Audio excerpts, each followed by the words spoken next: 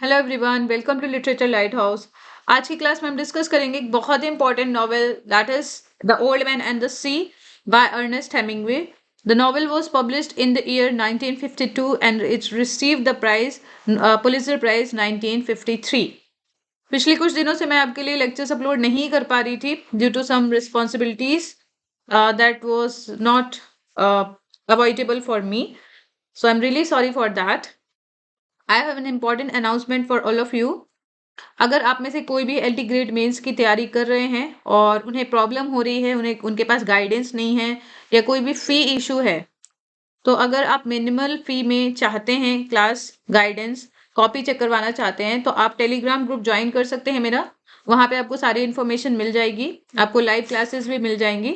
लगभग 2 महीने के लिए आपकी मैं क्लासेस लूँगी, जिसमें मैं आपके साथ जो भी टॉपिक्स दिए हैं प्रेस्क्राइब सिलेबस उससे भी डिस्कस करूँगी और आपके साथ आंसर राइटिंग कैसे करनी है उसको भी मैं आपके साथ डिस्कस करूँगी। लाइव टेस्ट भी होंगे और कुछ नोट्स भी आपको दिए जाएंगे जो आपके लिए बहुत हेल्पफुल होंगे। साथ ही साथ आपकी कॉपी चेकिंग भी की जाएगी, आपकी आपकी जो भी मिस्टेक्स होगी वो बताई जाएगी, वो इम्प्रूव कराई जाएगी। तो आप अगर गाइडेंस चाहते हैं तो आप टेलीग्राम ग्रुप ज्वाइन कर सकते हैं और मुझसे कॉन्टैक्ट कर सकते हैं। तो चलिए स्टार्ट करते हैं आज की नॉवेल। सबसे पहले जो इंपॉर्टेंट पॉइंट्स आपको याद रखने हैं, पब्लिकेशन ईयर, पुलित्जर प्राइज, अगर कोई इंपॉर्टेंट प्राइज है तो आपको याद रखना है। हेमिंगवे को नोबेल प्राइज मिलता है 1954 में, ये आपको पता है। ये स्टोरी जो है ये क्यूबन फिशरमैन की है, इसलिए ये स्टोरी की सेटिंग है क्यूबन फिशिंग विलेज में एंड गल्फ ऑफ स्ट्रीम में भी। गल्फ ऑफ स्ट्रीम मैक्सिको में, याद रखना है आपको। लिटरेरी मूवमेंट जिससे नॉवेल रिलेटेड है दैट इज मॉडर्निज्म। इस नॉवेल की, नॉवेल नहीं से नॉवेल आप कह सकते हैं, सिंपल प्रोज में लिखी गई है। सिंबोलिज्म इसमें काफी ज्यादा है और आइसबर्ग थ्योरी आपको याद रखनी है। अगर आप बात करें अर्नेस्ट हेमिंगवे को तो उन्हें आइसबर्ग थ्योरी के लिए और कोड हीरो के लिए जाना जाता है। कोड हीरो जिसमें सैंटियागो कोड हीरो का बेस्ट एग्जाम्पल है, जो कभी भी हार नहीं मानते, हमेशा वो आप कह सकते हैं एक उनकी स्पिरिट दिखाई देती है, एक ब्रेव स्पिरिट उनकी रहती है। और अगर हम आइसबर्ग थ्योरी की बात करें तो इसमें जैसे ये जो थ्योरी है, अगर हम बात करें माइंड से रिलेटेड, ओके, साइकी से रिलेटेड, तो ये थ्योरी दी गई थी बाय सिगमंड फ्रायड। बट अगर हम बात करें iceberg theory in context of the meaning, तो यहाँ पे अर्नेस्ट हेमिंगवे का मतलब ये था कि there is always a surface level meaning and there is always a deeper level of meaning. तो जो सरफेस लेवल ऑफ मीनिंग दिखती है उसमें आपको उतना ज्यादा, आप समझ सकते हैं, मीनिंग नहीं समझ में आएगी। मतलब जो सार है, जो नॉवेल का जो मीनिंग है, टेक्स्ट का जो रियल मीनिंग है वो आपको समझ में नहीं आएगा, तो आपको हिडन लेयर ऑफ मीनिंग को देखना पड़ेगा। ओके, तो डिस्कस करते हैं इसका बहुत ही इंपॉर्टेंट क्वेश्चन जो पूछा जाता है और बहुत एग्जाम में पूछा गया है। पहला क्वेश्चन है theme, theme of struggle and human dignity in the old man and the sea. तो आपसे क्वेश्चन डिस्कस के फॉर्म में क्वेश्चन पूछे जा सकते हैं और देखिए कैसे लिखना है इसको। Okay, the old man and the sea is a short novel. ठीक है, ये शॉर्ट नॉवेल है या इसे आप नॉवेला भी कह सकते हैं, written by Ernest Hemingway and published in 1952। क्योंकि आपको आंसर लिखने हैं 200 वर्ड्स में, तो आप वर्ड लिमिट को जस्टिफाई करने के लिए आप क्या कर सकते हैं, 1952 आप ब्रैकेट में लिख सकते हैं। ओके, और आप इस सेंटेंस को काट सकते हैं। ओके, अब यहाँ पे देखिए आपको एक और पॉइंट ध्यान रखना है, जब भी आप नॉवेल का नाम लिखें, ड्रामा का नाम लिखें या पोइट्री की कलेक्शन का नाम लिखें, तो आपको हमेशा उसे अंडरलाइन करना है। Okay, it won the Pulitzer Prize in 1953 and contributed significantly to Ernest Hemingway receiving the Nobel Prize in Literature in 1954। जो अभी मैंने आपको पॉइंट्स बताए ये आपको याद रखने हैं, ठीक है। और इस नॉवेल को जैसा मैंने आपको बताया पुलित्जर प्राइज मिलता है 1953 में और इसी की वजह से इन्हें नोबेल प्राइज भी मिलता है 1954 में। अगर मैं बात करूं, आप इंट्रोडक्शन आपको कितनी लाइन का लिखना है, तो ये आपको याद रखना है 4 लाइन्स का, 4 to 5 लाइन्स का होना चाहिए और आपको प्रॉपर मार्जिन में लिखना है। आप टेलीग्राम ग्रुप में मैंने ऑलरेडी कॉपी प्रोवाइड करी है जिसमें आपको आंसर राइटिंग लिखना है, दोनों साइड मार्जिन बनी हुई है। आप चाहें तो अमेजोन से भी आप कॉपी खरीद सकते हैं, वहां पे भी आपको मिल जाएगी, यूपीएससी के लिए बनती है कॉपी, ठीक है। आगे देखते हैं।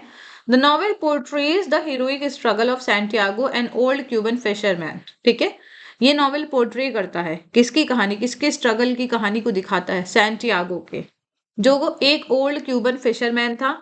और किसके अगेंस्ट है स्ट्रगल, अ जायंट मार्लिन, ये 8 फीट की होती है लगभग, ठीक है। 8 फीट की बहुत बड़ी मार्लिन फिश है और बाद में उन्होंने स्ट्रगल किया था, किससे किया था? शार्क से। तो मैंने मैन वर्सेस नेचर इसलिए बोला था क्योंकि मार्लिन, शार्क या जो भी प्रॉब्लम्स आती है उन्हें सी में, ये सब कहीं ना कहीं नेचर का ही पार्ट है। Okay, it is a powerful allegory of human endurance, courage and dignity. तो ये स्टोरी जो है, नॉवेल एक पावरफुल एलेगरी है, किसका? ह्यूमन एंड्योरेंस का, करेज का और डिग्निटी का। अब यहाँ पे देखिए, आप अगर देखें तो ये आंसर जो है, जो मैंने प्रोवाइड किया है, वो 300 to 400 आंसर है, 300 to 400 वर्ड्स में। आंसर मैंने लेंदी इसलिए दिया है ताकि आप जब पढ़ेंगे तो आपको कुछ पॉइंट्स याद रहेंगे, कुछ पॉइंट्स आप भूल जाएंगे।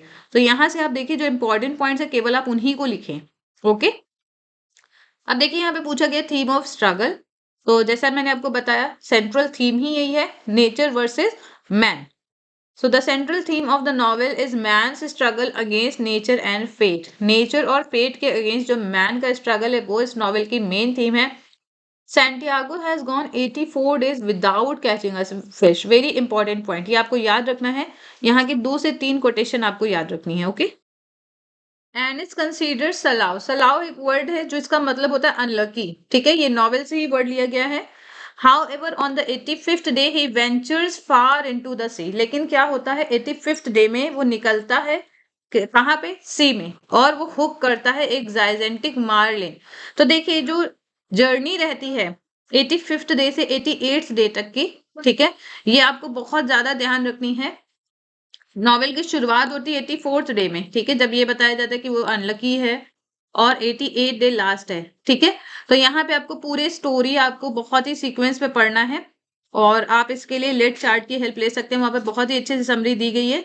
अगर आपको समरी चाहिए तो आप मुझसे कॉन्टैक्ट कर सकते हैं, ठीक है। His 3 day battle represent human Perseverance even when exhausted and wounded, he declares. अब देखिए, जो इनका 3 day 4 nights का जो बैटल होता है, वो उनके ह्यूमन परसेवरेंस को बताता है। परसेवरेंस क्या होता है? इसका मतलब होता है कि वो कभी भी हारते नहीं हैं, ठीक है, कभी भी वो डिफीट नहीं होते हैं। और वो जब बहुत ज्यादा एग्जॉस्टेड होते हैं, उनके हाथों में बहुत सारे घाव हो जाते हैं, तब भी वो डिक्लेयर करते हैं। अब देखिए, ये जो लाइन है, ये इस नॉवेल की आप कह सकते हैं की कोटेशन है, ठीक है। इस कोटेशन के बिना ये नॉवेल अधूरा है, इसलिए आपको इसको हमेशा अपने आंसर में इंक्लूड करना है। अ man can be destroyed but not defeated. Very very important point, very very important quotation, ठीक है। ये कोड हीरो की क्वालिटी है, ठीक है। This quotation reflects Hemingway's philosophy of endurance. ये कोटेशन हेमिंगवे की एंडोरेंस की फिलोसफी को रिफ्लेक्ट करता है। Santiago fights not only the marlin but also pain, loneliness, hunger and later the sharks. Santiago सिर्फ मार्लिन से ही नहीं फाइट करते हैं, बल्कि वो पेन से, लोनलीनेस से, हंगर से और बाद में शार्क से भी फाइट करते हैं। अब ये शार्क भी देखिए सिंबोलिज्म है, किसको सिंबलाइज करती हैं? The shark symbolizes destructive forces of life that attack human achievements. Human achievement यहाँ पे क्या थी? जो मार्लिन थी वो एक अचीवमेंट थी, किसके लिए? सैंटियागो के लिए, लेकिन शार्क उस पर अटैक कर देती हैं। तो हमारी लाइफ में भी ऐसी बहुत सारी अचीवमेंट होती है, और कई बार हमारी उस अचीवमेंट में बहुत सारे डिस्ट्रक्टिव फोर्सेस अटैक कर देते हैं, तो शार्क भी उसी को सिंबलाइज कर रही हैं। दूसरी थीम देखिए, पहली थीम मैंने आपको बताई, यहाँ पे पहली थीम थी थीम ऑफ स्ट्रगल, ठीक है। दूसरी थीम यहाँ पे देखिए क्या है? Theme of human dignity and pride, ठीक है। आप में से कई लोग बोलते हैं कि यहाँ पे हेडिंग वाइज आंसर लिखना चाहिए या पैराग्राफ वाइज, तो ये टोटली आपकी चॉइस है। लेकिन अगर ऐसे क्वेश्चन आते, थीम वाइज क्वेश्चन आते हैं, तो मैं आपको ये सजेस्ट करूंगी कि अगर आप हेडिंग वाइज लिखें तो ज्यादा बेहतर रहेगा। थीम वाइज और कैरेक्टर वाइज अगर क्वेश्चन आपके आते तो आप कोशिश करें कि हेडिंग में लिखें। हेडिंग में थोड़ा सा आंसर प्रेजेंटेबल भी होता है और आपको पॉइंट वाइज चीजें याद भी रहती हैं, ठीक है। पैराग्राफ में आप बहुत बार कंफ्यूज भी हो जाते हैं कि क्या क्या लिखें, और जब आप हेडिंग लिख रहे हो तो आप हमेशा ये कोलन करके आपको लिखना है, ठीक है, कोलन करके चीजें लिखनी है। Santiago maintains dignity even in suffering. जैसे आप यहाँ पे थीम देख पा रहे हैं, ह्यूमन डिग्निटी एंड प्राइड, ठीक है। तो ये सैंटियागो को आपको ध्यान में रखते हुए इन चीजों को लिखना है। तो सैंटियागो अपनी डिग्निटी को सफरिंग में भी मेंटेन करता है। ही रेस्पेक्ट्स द मार्लिन। आपने नॉवेल पढ़ा है तो आपको याद होगी लाइन, मार्लिन को माई ब्रदर कहता है। सैंटियागो क्या कहता है? माई ब्रदर, मार्लिन को। शोइंग नोबल स्पोर्ट्समैनशिप, वो अपनी नोबल स्पोर्ट्समैनशिप दिखाता है और मार्लिन को ब्रदर बोलता है। तो अपनी डिग्निटी को मेंटेन करता है। अब देखिए दूसरी कोटेशन जो आपको अपने आंसर में इंक्लूड करनी है, he says fish I love you and respect you very much, ठीक है, but I will kill you before this day ends. ये किससे बात कर रहे हैं? ये मार्लिन से। जब मार्लिन हुक में जब फंस जाती है, वो मर नहीं पाती क्योंकि वो काफी बड़ी होती है फिश, तो ये फिश से बोलते हैं इनको, ये कहीं ना कहीं फिश से खुद को कोरिलेट कर पाते कि जो फिश है वो भी कभी भी हार नहीं मान रही है, वो भी इन्हीं के जैसे नेवर एंडिंग स्पिरिट वाली है, नेवर सरेंडर मतलब कभी भी सरेंडर ना करने वाली वो फिश है। तो ये उससे कोरिलेट करते हैं और इसीलिए ब्रदरहुड की इनको फीलिंग आती है। तो ये आपको कोटेशन ऐड करना है, fish I love you and respect you very much but I will kill you before this day ends. अब यहाँ पे आपके लिए की टिप है, इन केस अगर आप भूल जाते हैं कोई भी कोटेशन बीच की लाइन, तो आप क्या करें, शुरुआत की कुछ आपको वर्ड्स याद रखने हैं, ठीक है, और फिर आप क्या करें, 3 डॉट्स को आप बनाएं, 3 डॉट्स लिखें, और फिर उसके बाद आपको सपोज दैट यहाँ से याद आ रही है, ठीक है, बट आई आप भूल गए और विल किल यू याद आ गई, तो आप यहाँ से कंटिन्यू कर दीजिए, ठीक है, will kill you before this day ends. जब भी आप कोटेशन लिखेंगे हमेशा आपको ओपन करना है कोटेशन मार्क के साथ और क्लोज भी करना है कोटेशन मार्क के साथ। और आपको याद रखना है कि जो पीरियड है, ये फुल स्टॉप को पीरियड बोला जाता है, इसको आप हमेशा कोटेशन मार्क के अंदर ही रखेंगे। ओके, जब भी आप बुक की डायरेक्ट कोटेशन आप उठाएंगे, आप हमेशा डबल इन्वर्टेड कॉमर्स का यूज करेंगे, क्योंकि सिंगल इन्वर्टेड कॉमा का यूज केवल राइटर कर सकते हैं हम, क्योंकि किसी ना किसी की कोटेशन को ले रहे हैं, इसलिए आपको केवल डबल इन्वर्टेड कॉमा का यूज करना है। अब देखिए next, the line highlights the paradox of love and survival. ये लाइन देखिए पैराडॉक्स ही है, क्योंकि ये कहते हैं I love you and respect you very much, next line में कहते हैं आई विल किल यू, तो ये लाइन क्या दिखा रही है, paradox of love and survival. His pride is not arrogance but rare self respect। जो सैंटियागो का जो प्राइड है वो एरोगेंस नहीं है बल्कि सेल्फ रेस्पेक्ट है। यूजुअली लोग प्राइड को एरोगेंस से कोरिलेट कर लेते हैं, लेकिन यहाँ पे प्राइड का मतलब सेल्फ रेस्पेक्ट से है। Though the sharks eat the marlin, मतलब यद्यपि शार्क्स मार्लिन को खा लेती हैं, Santiago returns with the skeleton, Santiago return होते हैं स्कल्टन के साथ। अब देखिए यहाँ पे हाइफन इसलिए लगा है क्योंकि अगर आप स्कल्टन के बाद कुछ हाइफन नहीं लगाएंगे तो समझ में नहीं आएगा कि किसके लिए बात की जा रही है। तो स्कल्टन को ही बोला जा रहा है symbol of moral victory. Okay, answer writing में आपको हमेशा आर्टिकल का याद रखना है, जैसे यहाँ पे आप ए जरूर लगाएंगे, आपको फुल स्टॉप करना है, आपको नाम में कैपिटल लेटर करना है, इन चीजों का आप बहुत ध्यान रखेंगे। His struggle proves that true heroism lies in effort, not success। यहाँ पे इनका जो स्ट्रगल है वो ये प्रूफ करता है कि ट्रू हीरोइज्म जो है वो एफर्ट में होता है, सक्सेस में नहीं। जरूरी नहीं कि आप सक्सेस आपको हासिल हो तभी आप हीरो हैं, अगर आप एफर्ट भी कर रहे हैं पूरी शिद्दत के साथ तो भी आप हीरो हैं। ओके, अब यहाँ पे देखिए कुछ आपको एग्जाम के लिए कुछ पॉइंट्स याद रखने हैं, ये देखिए आपको आंसर में इंक्लूड नहीं करने, सिर्फ समझाने के लिए मैंने ऐड किए हैं। यहाँ पे सिंबोलिज्म जो है उससे भी आप अपने आंसर को कुछ फ्रेम कर सकते हैं। जैसे यहाँ पे देखिए सिंबोलिज्म क्या है, ये देखिए आंसर का पार्ट नहीं है, मैं आपको बता दे रही हूँ, ठीक है। सिंबोलिज्म यहाँ पे जो है, सी जो है वो लाइफ के चैलेंजेस को दिखा रहा है, मार्लिन आइडियल गोल या नोबल ओपोनेंट को दिखा रही है, शार्क क्या है अभी मैंने आपको बताया, destructive forces of society.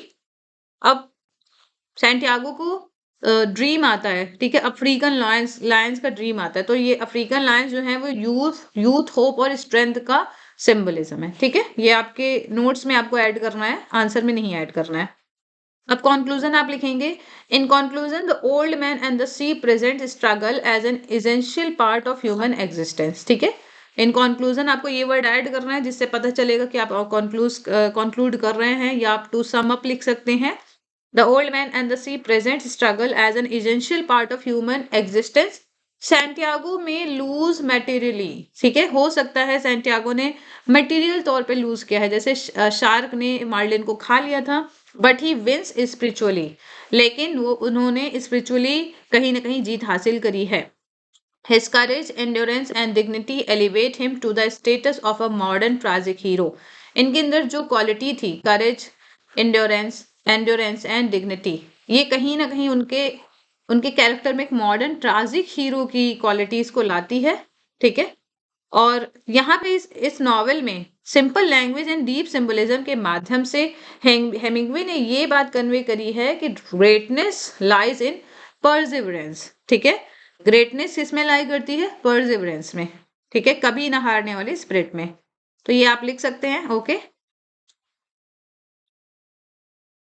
Next question जो इंपॉर्टेंट है that is Santiago as tragic hero. ये भी बहुत इंपॉर्टेंट क्वेश्चन है, कैरेक्टर से अगर क्वेश्चन बनता है तो उसके लिए इंपॉर्टेंट क्वेश्चन है। So now let's see the answer of this question. अब यहाँ पे देखिए आपको कैरेक्टर के पॉइंट ऑफ व्यू से चीजें लिखनी है। पहले हमने थीम के पॉइंट ऑफ व्यू से चीजें लिखी हैं। आज की क्लास में हम 2 क्वेश्चन डिस्कस करेंगे, ठीक है। और भी जो क्वेश्चन है वो आप देखेंगे अगली क्लासेस में, ठीक है। यहाँ पे मैं कुछ थीम्स की भी बातें करूंगी, जैसे अफ्रीकन लायंस की बातें, सिंबलिज्म, तो हम उसको भी डिस्कस करेंगे। और इसके अलावा आइसबर्ग थ्योरी क्या होती है इसको भी हम डिस्कस करेंगे, ठीक है। The old man and the sea, यहाँ पे आप 1952 आप ब्रैकेट में करेंगे, ठीक है। was written by Ernest Hemingway. It won the Pulitzer Prize in 1953. ये सभी लाइंस मैंने ऑलरेडी आपको बताई है। तो अब देखिए ये मैंने आपको इसलिए यहाँ पे इंक्लूड किया है ताकि आप अगर इन केस लेंथी आंसर लिख रहे हैं, जैसे 400 वर्ड्स का लिख रहे हैं, तो आप इंक्लूड करिए।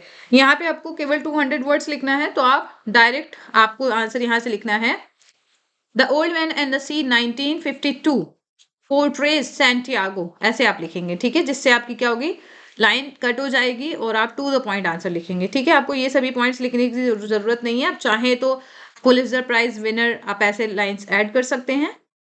The novel portrays Santiago an old Cuban fisherman whose heroic struggle against a giant marlin elevates him to the status of a modern tragic hero। अब देखिए यहाँ पे ट्रैजिक हीरो की बात हो रही है, तो ट्रैजिक हीरो के पॉइंट ऑफ व्यू से ही आंसर लिखा गया है। पहले पैराग्राफ में आपको इंट्रोडक्शन में उसी को ही ध्यान में रखते हुए आपको लिखना है और फिर आपको धीरे धीरे कंटेंट की तरफ बढ़ना है। दो not a king like classical tragic heroes, देखिए यहाँ पे दिखाया गया है, आपने अगर ट्रैजिक हीरो पढ़े हैं, से शेक्सपियर में आपने पढ़े हैं या ग्रीक ट्रेजेडीज में पढ़े हैं, ज्यादातर ट्रैजिक हीरो नोबल फैमिली से बिलोंग करते थे। लेकिन यहाँ पे ये क्लियर कर दिया गया है कि ये अनलाइक किंग या अनलाइक जो बहुत नोबल फैमिलीज हैं से बिलोंग करते हैं, उनकी जैसे ये नहीं है। He possesses dignity, courage, endurance and moral strength, ठीक है। ये हालांकि सामान्य क्लास से बिलोंग करते हैं, लेकिन इनके कैरेक्टर में आपको डिग्निटी और क्या मिलेगी, करेज, एंड्योरेंस एंड मॉरल स्ट्रेंथ। अब ये जो कीवर्ड्स आपके बार बार रिपीट हो रहे हैं, इनको आपको अपने नोट्स में ऐड करना है कि अगर कोई भी क्वेश्चन बने the old man and the sea से, तो आप इन कीवर्ड्स को याद करते हुए, उनको ऐड करते हुए अपने आंसर को टू द पॉइंट लिख सकें। और यही कीवर्ड आपको ज्यादा से ज्यादा मार्क्स भी दिलाएंगे। आपको समरी नहीं लिखनी है, आपको एनालिटिकल आंसर लिखना है, ये आपको हमेशा समझना है, ठीक है। अब यहाँ पे देखिए ट्रैजिक हीरो का कॉन्सेप्ट क्या है, यहाँ पे देखिए in classical tragedy as defined by Aristotle, a tragic hero is a person of noble qualities who suffers but achieves moral greatness through struggle। यहाँ पे ट्रैजिक हीरो का कॉन्सेप्ट क्या दिया था अरिस्टोटल ने, कि हेमार्शिया होता है, ठीक है। हेमार्शिया मतलब क्या होता है, एरर इन जजमेंट, ठीक है। और इसी के कारण, हालांकि उनके अंदर बहुत सारी नोबल क्वालिटीज होती हैं, लेकिन इस हेमार्शिया के कारण, जैसे कि मैकबेथ में आपने देखा वॉल्टिंग एम्बिशन, हैमलेट में आपने देखा प्रोक्रेस्टिनेशन, और आपने ओथेलो में देखा जेलसी, ठीक है। तो प्राइड, बहुत सारे जैसे कैरेक्टर में आपको प्राइड भी दिखेगा। तो इन सभी के कारण जो है हीरो का डूम होता है, ठीक है, स्ट्रगल होता है उनके लाइफ में। लेकिन यहाँ पे अगर आप देखें तो यहाँ पे थोड़ा सा चेंज है। Santiago fits this model in a modern context, एक मॉडर्न कॉन्टेक्स्ट में सैंटियागो इस मॉडल में फिक्स होता है। He is poor and aged, उनकी एज ज्यादा है, पुअर है, येट स्पिरिचुअली नोबल, उनके अंदर नोबल क्वालिटीज क्या है, स्पिरिचुअली वो नोबल है, okay. Now let's see Santiago's suffering and isolation। Santiago has gone 84 days without catching a fish and is considered salao, ठीक है। मैंने अभी आपको बताया कि वो 84 डेज तक उन्होंने कोई फिश नहीं पकड़ी और सब उन्हें अनलकी मान रहे हैं। He lives alone battling poverty and old age, और वो अब अकेले रहते हैं, पॉवर्टी के साथ वो बैटल कर रहे हैं, मतलब सामना कर रहे हैं उसका किसी तरह। ओल्ड एज है उनकी, उनकी वाइफ की डेथ हो चुकी है, और एक लड़का है जिसका नाम है मैनोलिन, ठीक है। मैनोलिन नाम का एक लड़का है जो उनका अप्रेंटिस है, उनके साथ फिशिंग सीखता है, लेकिन इसके पेरेंट्स को ये पसंद नहीं है, इनके साथ इस बच्चे का रहना सीखना पसंद नहीं है, ठीक है। His isolation in the vast sea, इनका जो आइसोलेशन है वास्ट सी में, ये क्या सिंबलाइज करता है, human loneliness in the universe, okay. Even in weakness he shows determination, ठीक है। हालांकि वो बहुत वीक होते हैं, बहुत ओल्ड होते हैं, फिर भी वो डिटर्मिनेशन दिखाते हैं, और वो क्या कहते हैं, I will show him what a man can do and what a man endures. ये लाइन बहुत इंपॉर्टेंट है, इसे आप अपने नोट्स में ऐड करेंगे. I will show him what a man can do and what a man endures. ठीक है, तो ये इनकी क्या दिखाते हैं, इनकी करेज को दिखाता है, इनकी डिटर्मिनेशन को दिखाता है. ये स्टेटमेंट रेफ्लेक्ट करता है इनके हीरोइक रिजॉल्व को, जो उन्होंने एक डिसीजन लिया था. ठीक है, नेक्स्ट हेडिंग देखिए, heroic struggle against the marlin. तो 3 डे इनका बैटल होता है. यहाँ पे 3 days क्यों नहीं लिखा है, क्योंकि यहाँ पे ये एडजेक्टिव का काम कर रहा है. ठीक है, जब भी एडजेक्टिव का काम करेगा तो आप हमेशा एस नहीं लगाएंगे. ठीक है, हमेशा आप एस को अवॉइड करेंगे. The 3 day battle with the marlin represent the climax of his tragedy. इस ट्रेजिक नॉवेल का क्लाइमेक्स है, ट्रेजेडी नहीं है. मतलब आप कह सकते हैं थोड़ा सा इसमें ट्रेजिक एलिमेंट्स हैं, बट हम इसे ट्रेजेडी नहीं कह सकते हैं. ठीक है, इस ट्रेजिक टेल हम कह सकते हैं यहाँ पे. ठीक है, ट्रेजिक टेल इसलिए है क्योंकि वो फिश पकड़ने तो गए थे, लेकिन जब तक वो किनारे पर आते वो फिश को शार्क खा जाती. ठीक है, Santiago respect the fish and called it his brother yet he must kill it to survive. ठीक है, उन्होंने इसे इस फिश को ब्रदर बोला था, लेकिन उन्हें सर्वाइवल के लिए तो इसे किल करना ही था. तो ये ऑलरेडी मैंने अभी आपको लाइन समझाई है, fish I love you and respect you very much but I will kill you before this day ends. Okay, His struggle is not merely physical. Very very important point. केवल उनका जो struggle है वो केवल physical नहीं है बल्कि spiritual भी है. He proves his strength through endurance. ठीक है, उन्होंने अपनी स्ट्रेंथ को प्रूव किया है, वो प्रूव करते हैं अपनी एंड्योरेंस, अपनी स्ट्रेंथ को एंड्योरेंस के माध्यम से. ठीक है, इन सभी कीवर्ड्स को आपको इंक्लूड करना है. Moral victory despite defeat. और उन्होंने मॉरल विक्ट्री कैसे गेन करी, कैसे उन्होंने अचीव करी. On his return journey shark devoured the marlin. Devoured मतलब क्या होता है, किसी भी चीज को हंग्रीली, बहुत जल्दी जल्दी खाना, भूख से खाना. तो बहुत सारी शार्क्स आती हैं, वो अटैक कर देती है मार्लिन में, क्योंकि ब्लड के कारण सारी शार्क्स अट्रैक्ट हो जाती है मार्लिन की तरफ और वो खा लेती हैं. ठीक है, materially Santiago loses everything however he declares. क्या वो डिक्लेयर करते हैं, a man can be destroyed but not defeated. ये आपको लाइन्स हमेशा आंसर में इंक्लूड करनी है. This is the central message of the novel. Though physically destroyed, हालांकि फिजिकली वो डिस्ट्रॉयड है बट स्पिरिचुअली वो डिफीटेड नहीं है. The villagers admire the skeleton of the marlin. जब ये किनारे पर आते हैं, थके हारे से आते हैं, तो विलेजर्स जब स्कल्टन देखते हैं मार्लिन का तो वो बहुत ज्यादा एडमायर करते हैं और उसकी अचीवमेंट को वो रिकॉग्नाइज करते हैं. और ये जो बॉय है इनके साथ मैनलिन, वो भी इनकी ग्रेटनेस को कंफर्म करता है. बहुत ही लॉयल बच्चा होता है ये सिंबॉलिक इंपॉर्टेंस मैंने आपको बताई थी. सी जो है वो लाइफ एंड डेस्टिनी को सिंबलाइज कर रहा है. इसको आप अपने नोट्स में ऐड करेंगे. मार्लिन अल्टीमेट चैलेंज को, जो एक बिग गोल है उसे चैलेंज उसको दिखाते हैं, और ये भी मैंने आपको बताए थे. ठीक है, इसे आप नोट कर लीजिएगा. Conclusion, Santiago emerges as a modern tragic hero whose greatness lies not in victory but in perseverance. तो सैंटियागो इस टेल में इस स्टोरी में एक मॉडर्न ट्रैजिक हीरो के रूप में उभर के आते हैं, जिनकी ग्रेटनेस विक्ट्री में नहीं लाई होती है बल्कि परसेवरेंस में लाई होती है. ठीक है, हिज सफरिंग प्योरीफाइज हिम. इनकी जो सफरिंग है वो उसको प्योरीफाई करती हैं और उनकी इनर नोबिलिटी को भी रिवील करती हैं. थ्रू सैंटियागो के कैरेक्टर के माध्यम से हेमिंगवे प्रेजेंट करते हैं एक आइडिया को. क्या आइडिया है, ये आपको अपने नोट्स में ऐड करना है. True heroism lies in courage, dignity and endurance. की जो ट्रू हीरोइज्म होती है वो करेज में, डिग्निटी और एंडोरेंस में निहित होती है. ठीक है, सिंबोलिज्म का भी एक पॉइंट्स है जो आपको नोट करना है. ठीक है, इसे मैं अगली क्लास में डिस्कस करूंगी आपके साथ. अब हम देखते हैं कुछ रिवीजन के पॉइंट्स. ठीक है, यहाँ से आपको कुछ पॉइंट्स मिल जाएंगे जिसको आपको अपने आंसर में ऐड करना है. पहला है Santiago as a tragic hero. तो यहाँ से मैंने कुछ पॉइंट्स आपको बताए थे, वहीं से ही कुछ पॉइंट्स को समराइज करके लिखा गया है कि सैंटियागो यहाँ पे मॉडर्न ट्रैजिक हीरो हैं. हालांकि वो कोई किंग नहीं है, ठीक है, लेकिन उनके नेचर में, उनके कैरेक्टर में नोबिलिटी ऑफ स्पिरिट है. आफ्टर 84 days ऑफ फेलियर, ठीक है, he courageously sails far into the sea. His 3 day struggle with the marlin proves his endurance. Like tragic heroes, like classical tragic heroes, he suffers physically but gains moral victory. Even after sharks destroy the marlin, he says, "A man can be destroyed but not defeated." His suffering elevates him spiritually. Thus Santiago represent heroic perseverance. ठीक है, तो ये आपका देखिए quick revision notes हो गया. अब यहाँ पे theme of struggle and human dignity. The novel centers on man's struggle against nature and fate. Santiago fights the marlin sharks, pain, hunger, and loneliness. Though he loses materially, but he retains dignity. अब देखिए, अगर यहाँ पे आप comma नहीं लगाएंगे तो आप बट लिख देंगे, अगर कॉमा लगाएंगे तो बट आपको नहीं लिखना है. His statement, I will show him what a man can do and what a man can endure, reflects courage. The novel teaches that dignity lies in effort, not in success. Okay? Symbolism के कुछ point देखिए जो मैंने अभी आपको बताए भी थे. The sea symbolizes life, the marlin symbolizes the ultimate goal, sharks represent destructive forces. Okay? Lion symbolizes youth and hope. Manolin symbolizes loyalty and continuity. Continuity की spelling आप देखेंगे. True symbolism, Hemingway presents universal truths about human endurance. Hemingway की आपको spelling याद रखनी है, double M नहीं है, ठीक है. रोल ऑफ मैनोलिन क्या है कि ये फेथ और होप को रिप्रेजेंट करते हैं. हालांकि बाकी लोग जो हैं वो सैंटियागो को अनलकी मानते हैं, but the boy always has faith in Santiago's greatness. Okay.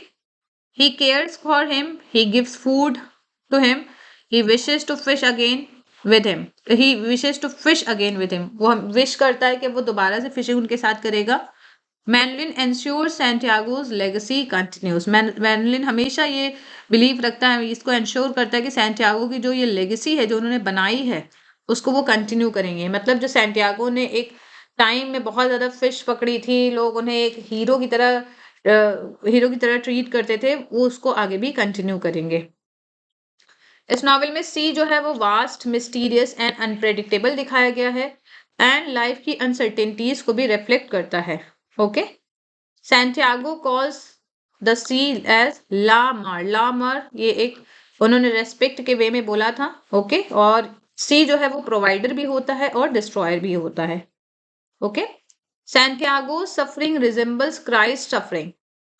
Carrying the mast on his shoulders parallels Christ carrying the cross. ठीक है. His wounded hand suggest crucifixion imagery. ये आपको याद रखना है. इनके हाथों में घाव हो जाते हैं, तो जैसे क्राइस्ट के हाथों में क्रूसिफिकेशन के टाइम पे घाव हो जाते हैं, तो वहां पे सेम यहाँ पे आइडिया दिया गया है. और लास्ट में जब ये मास्ट को कैरी करके आते हैं अपने शोल्डर पे, तो वो बिल्कुल क्राइस्ट की इमेजरी को दिखाता है, जैसे क्राइस्ट ने क्रॉस को कैरी किया था. ठीक है. आइसबर्ग थ्योरी आपको याद रखनी है. Hemingway uses simple language with deeper meaning beneath the surface. Emotions and philosophy are implied rather than directly stated. Implied मतलब क्या होता है? सजेस्टेड. यहाँ पे अगर आप डीपर मीनिंग को देखेंगे, जो सजेस्टेड मीनिंग है उसे देखेंगे, तभी आपको ट्रू मीनिंग समझ में आएगी नॉवेल की.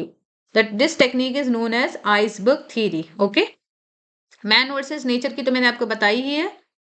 और यहाँ पे सैंटियागो का कोड ऑफ ऑनर देखिए. Santiago believes in hard work, respect, courage and endurance. ये कोड हीरो की सारी क्वालिटीज हैं. ठीक है. He never gives up and follows his personal code of dignity. Okay. So this was all about the novel The Old Man and the Sea, and this was long waited by all of you, and I'm really sorry for uploading so late. And I will upload the next video on the novel The Grapes of Wrath. So I wish you all the best for your preparation for LT grade mains. If you face any kind of hurdle or problem, please let me know so that I can solve that. I can help you in solving that problem. So we will meet again in the next lecture. Till then, take care. Thank you so much.